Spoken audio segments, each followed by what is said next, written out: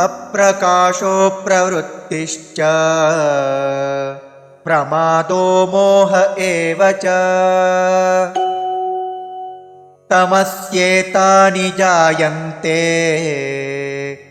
विवृद्धे कुरु नन्दन।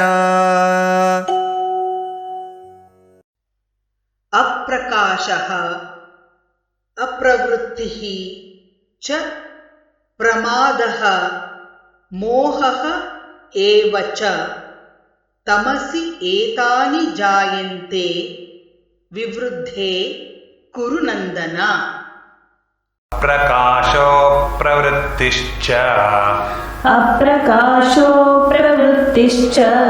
प्रमादो मोह एव च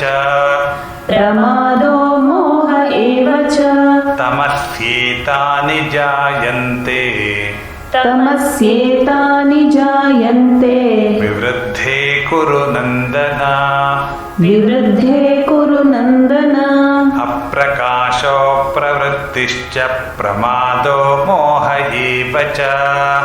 अप्रकाशो प्रवृत्तिश्च प्रमादो मोह एव च तमस्येतानि जायन्ते विवृद्धे कुरु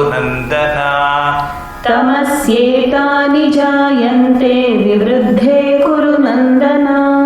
अप्रकाशो प्रवृत्तिश्च प्रमादो मोह एव च तमस्येतानि जायन्ते विवृद्धे कुरु नन्दन।